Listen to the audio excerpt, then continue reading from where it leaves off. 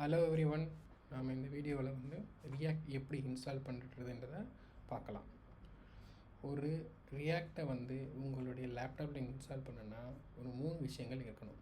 Node, NPM, அப்புறம் என்பிஎக்ஸ்.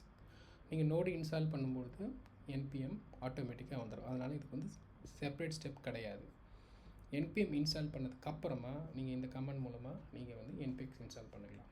சரி, வாங்க நம்ம போயிட்டு எப்படி பண்ணுறதுன்றதை பார்க்கலாம். முதல்ல நீங்கள் ப்ரௌசர் ஓப்பன் பண்ணிக்கோங்க. அதை சிம்பிளாக நோடுன்னு டைப் பண்ணுங்கள். அதில் வந்து டவுன்லோட் லிங்க் வந்துருச்சுன்னா அதை கிளிக் பண்ணலாம். இல்லைன்னா நீங்கள் வெப்சைட்டில் போய்ட்டு டவுன்லோட் கிளிக் பண்ணாலும் சேம் தான். இங்கே பார்த்தீங்கன்னா உங்களுக்கு வந்து எல்டிஎஸ் வெர்ஷன் இருக்கும். ஸோ ஆல்வேஸ் வந்து லேட்டஸ்ட் வெர்ஷன் வந்து நீங்கள் எடுத்துக்கலாம். ஸோ எல்டிஎஸ் தான் வந்து நான் ப்ரிஃபர் பண்ணுறேன். ஏன்னா இது லாங் டைம் சப்போர்ட். உங்களுக்கு வந்து சப்போர்ட் நல்லா கிடைக்கும், ஸ்டேபிளாக இருக்கும். அந்த நிறைய பெனிஃபிட்ஸ்லாம் இருக்குது. இந்த இடத்துல பார்த்தீங்கன்னா நீங்கள் வந்து ஓஎஸ் சூஸ் பண்ணிக்கணும்.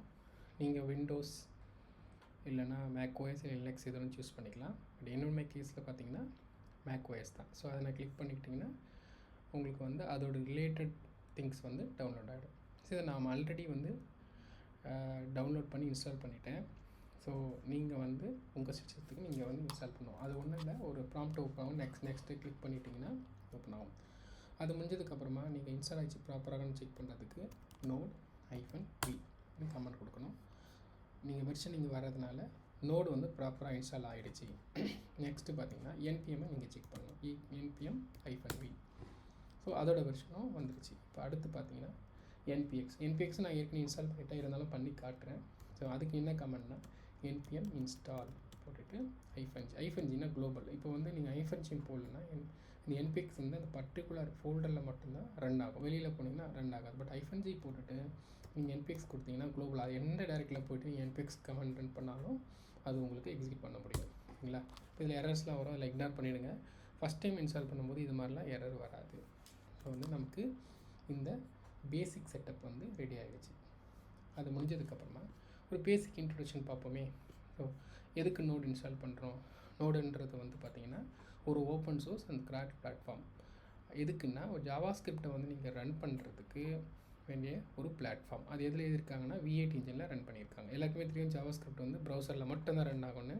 பட் அது வேண்டாம், நம்ம வந்து அப்ளிகேஷன் மாதிரி நம்ம ஒரு டெஸ்க்டாப்லேயே ரன் பண்ண முடியுன்றதுக்காக இது பண்ணலாம். ஸோ ரியாக்ட் வந்து முழுக்க ஜாவா ஸ்கிரிப்டில் எழுதுனால அதை எக்ஸிக்யூட் பண்ணுறதுக்கான பிளாட்ஃபார்ம் தான் இது. ஸோ என்பிஎம்னா node packaging manager. Node packaging மேனேஜர்னால் ஸோ இந்த பேக்கேஜ் வந்து நம்ம எப்படி மெயின்டைன் பண்ணுறது, இன்ஸ்டால் பண்ணுறது, ரிமூவ் பண்ணுறது, ஓகே, அது மாதிரி திங்ஸ்லாம். இப்போ நீங்கள் மார்க்கெட்டில் போனீங்கன்னா நிறைய மாடல்ஸ்லாம் இருக்கும். அந்த மாடல்ஸு வந்து நீங்கள் இன்ஸ்டால் பண்ணிக்கலாம். இல்லை நீங்கள் ஒரு கோடை எழுதி கூட மார்க்கெட்டில் நீங்கள் கொடுத்தீங்கன்னா வேறு ஒருத்தர் யூஸ் பண்ணிப்பாங்க. இல்லை நீங்களே உங்களுக்கு வேண்டிய ப்ராஜெக்ட் வேணும்னா கூட நீங்கள் இன்டர்னலாக அது ஒரு மாடலாகவும் எழுதி யூட்டிலைஸ் பண்ணிக்கலாம். இதுதான் node packaging manager. So NPX பார்த்தீங்கன்னா இது வந்து நோட் பேக்கேஜிங் எக்ஸிக்யூட். ஸோ அது வந்து ஒரு கமாண்ட் லைன் டூல் வந்து என்பிஎம் கூடவே வரதா இருக்கும். சரிங்களா? ஸோ அது வந்து ஒரு சில விஷயங்களை வந்து இன்ஸ்டால் பண்ணுறதுக்கு ரொம்ப யூஸ்ஃபுல்லாக இருக்கும். சரிங்களா? இப்போ நமக்கு வந்து பார்த்திங்கன்னா என்பிஎக்ஸை வச்சு தான் நாம் ரியாக்டை இன்ஸ்டால் பண்ண போகிறோம். ஸோ அதுக்கு யூஸ் பண்ணுற கமெண்ட் வந்து இது தான். ஸோ கமெண்ட் ப்ராம்ப்ட் போயிட்டு அந்த கமெண்ட் கொடுப்போம் npx. ஓகே, அதுக்கு கிரியேட் ரியாக்ட் -app. இதுதான் வந்து ஒரு ரியாக்ட் க்ரியேட் பண்ணுறக்கான கமெண்ட். சரிங்களா? ஸோ இப்போ அதுக்கப்புறம் நீங்கள் வந்து நேம் கொடுக்கணும். அது எது வேணாலும் இருக்கலாம். உங்களுக்கு டூடுன்னு கொடுத்துக்கலாம். ஸோ நான் சிம்பிளாக -app கொடுத்துட்டேன். இது கொடுத்தீங்கன்னா ரொம்ப நேரம் ஆகும். ஸோ பேஸ்ட் ஆன் இன்டர்நெட் ஸ்பீடில் வந்து அதோடைய இது வந்து டிஃப்ரென்ஸ் ஆகும். ஸோ இதை ப்ரெஸ் பண்ணிங்கன்னா இன்ஸ்டால் ஆக ஆரம்பிக்கும். ஸோ வெயிட் பண்ணி பாருங்கள் கொஞ்சம் நேரம். ஓகே, ஆஃப்டர் சம்டைம்ஸ் நீங்கள் பார்த்தீங்கன்னா இந்த ஹாப்பி ஹேக்கிங் இதுன்றது வரும். ஸோ இதில் அவன் சொல்லுவான் நீங்கள் என்னென்ன கமெண்ட் ரன் பண்ணுன்ற சொல்லுவாங்க. ஸோ நீங்கள் என்ன பண்ணுன்னா cd -app, அதாவது நீங்கள் க்ரியேட் பண்ண ரியாக்ட் ஃபோல்டரில் போங்க, npm ஸ்டார்ட் அப்படின்னு கொடுத்தீங்கன்னா உங்கள் ரியாக்ட் அப்ளிகேஷன் ஸ்டார்ட் ஆகிடும். ஸோ அது ப்ரௌசரில் போயிட்டு ஆல்வேஸ் வந்து டிஃபால்ட்டாக வந்து 300 போர்ட்டில் ரன் ஆகும். அதில் போய்ட்டு உங்களோட ரியாக்ட் அப்ளிகேஷனை ஓப்பன் பண்ணி விட்டுரும். ஸோ பேஸ்டான உங்கள் சிஸ்டம் ஸ்பீடு வந்து அதோடைய டிஸ்பிளே வந்து கொஞ்சம் டைம் எடுத்துக்கும். சரி, ஓகே, இப்போ கோடில் போய் பார்க்கலாமா? விஷுவல் ஸ்டுடியோ கோட் ஓப்பன் பண்ணிக்கோங்க. இல்லை உங்களுக்கு வேறு ஏதாவது ஐடி இருந்தாங்க ஓப்பன் பண்ணிக்கோங்க. Open folder. So my app நம்ம இன்ஸ்டால் பண்ணோம் இல்லையா, அது ஜஸ்ட்டு ஓப்பன் பண்ணிங்கன்னா இதுதான் உங்கள் ரியாக்டோட சோர்ஸ் கோட். சரிங்களா? ஸோ இதில் பார்த்தீங்கன்னா நோட் மாடல்ஸ் நான் சொன்னேன் இல்லைங்களா, நோட் பேக்கேஜிங் மேனேஜர் வந்து எல்லா மாடல்லையும் இதுக்குள்ளே தான் போட்டு வைக்கும். நீங்கள் யூஸ் பண்ணுற எல்லா மாடல்ஸ் லிஸ்ட்டை வந்து நீங்கள் இதில் செக் பண்ணிக்கலாம். நெக்ஸ்ட் பார்த்தீங்கன்னா பப்ளிக்.